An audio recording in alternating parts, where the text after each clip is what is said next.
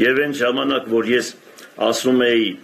300 սպարտացիները, այ հիմա նորից ասում եմ, որ իրոք 300 սպարտացիների պես մեր ժողովուրդը կանգնեց ամբողջ պետական ապարատի դիմաց, առանց պոնչիկի, առանց պերաշկի բաժանելու, առանց 20,000 դրամների, առանց որևիցե մի բանի, այլ գաղափարի շուրջ հավաքվելով եւ ՔՊ-ին դեմ քվեարկելով կանգնել են այսօրվա իմ կողքին, որի համար եւս մեկ անգամ ուզում եմ շնորհակալություն հայտնել։ Ինչ մնում է Մարտուն Գրիգորյանի վերաբերյալ,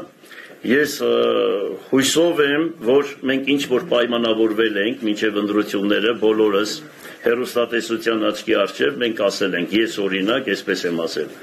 Եթե ինձանից որևիցե մեկը ընդդիմությունից իհարկե շատ ձայներ հավաքի, միանշանակ ես կմիանամ իրեն եւ ընդհանուր ոչ պաշտոնների ակնկալիքով, առանց փոխքաղաքապետի, առանց բաժնի պետերի ինչ որ մի բանի, ես այդպես հայտարարել եմ եւ գիտեմ, որ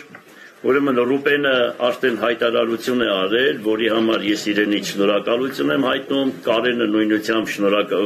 հայտարարություն է արել, ես իրենից եւս շնորհակալություն եմ հայտնում եւ ես հույսով եմ, որ ես անպայման իրենց հետ կբանակցեմ, կքննարկեմ,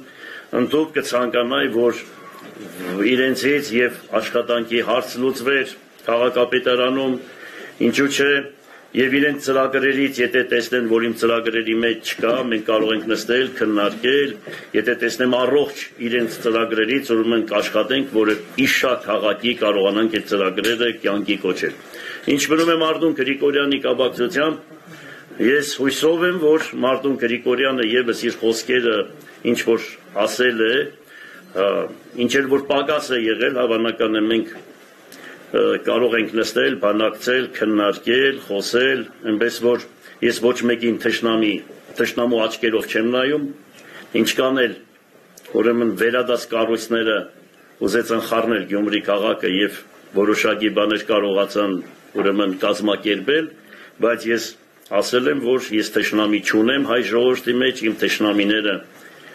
Օսմանյան Թուրքիան են եւ Ադրբեջանն են։ Ես հայ ժողովրդի հետ թշնամություն չեմ պահում միանշանակ, որովհետև ես այդպեսին եմ իմ բնավորությամբ։ Կարող է եւ դա իմ ուրեմն մինուս կողմերից մեկն է, բայց հանուն Աստվածային սիրո, հանուն